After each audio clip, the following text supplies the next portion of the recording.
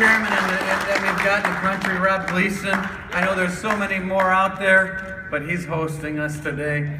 And I know Christine Toretti, National Committee woman from Pennsylvania, and Bob Asher are here too, and so many other members of the party. I know that you heard from my partner, the great co-chair, Sharon Day, this morning, and she's doing a fabulous job. It's a team effort, and it's great to be with you. We're on the verge of one of the most dynamic, exciting, and engaging primary contests of our lifetime.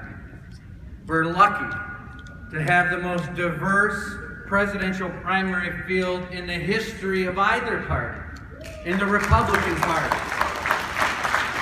And thanks to the reforms that we've made at the RNC, we're going to have one of the most inclusive nominating processes that we've ever had. And we're going to have, as Rob said, a reasonable number of debates. We're not going to have a 23-debate traveling circus, and we're going to help pick the moderators this time, not the other way around. All of these things, by the way, are a sign of a growing party, a vibrant party. People across this country will have a reason to show up and cast a Republican ballot. Their vote will make a difference, and their vote is actually going to mean something. But if you're a Democrat today, it's a very different story. If you're a Democrat in this country, your nominee has already been chosen for you. Hillary Clinton wants a coronation. The last thing that she wants is a contest. Now, not all Democrats are happy about that. Bernie Sanders is actually surging in the polls. Think about that. You know what's bad? When Hillary Clinton's biggest opponent is an avowed socialist. But if the Democrats want to embrace their new socialist side, I'm not going to get in the way of their new rebranding opportunity. But the truth is the Democrats have put their eggs in one basket, and that's a pretty risky basket. In the Republican Party, there's not going to be any coronation. If you want to win the nomination, you're going to have to earn the nomination of our party. And we know that the American people are looking for a new direction. But Hillary Clinton isn't just a rehash of this administration. She's a bridge backward to the last century. And Bill Clinton isn't doing her any favors either. Back in the 90s, some people praised him for being able to relate to people.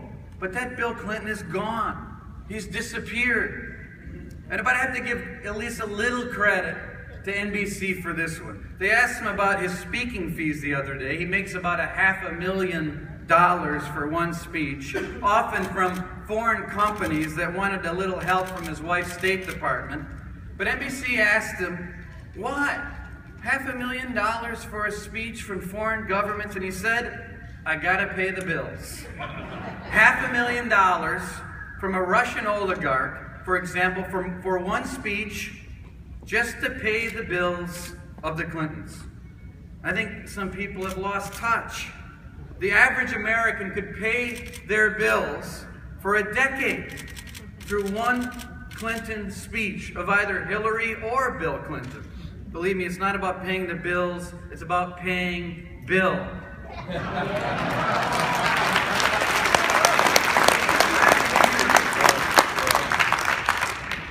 Since January of last year, the Clintons have made over $25 million giving speeches. The Clinton empire is one big conflict of interest. When you look at the finances, it's pretty clear that their foundation was more of a slush fund than a charity. But we have to lay out the facts about our email scandal, for example, and why it matters, because it gets to the issue of trust.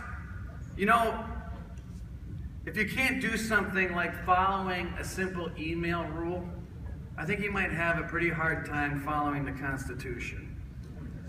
We also have to expose the truth about the Clinton Foundation.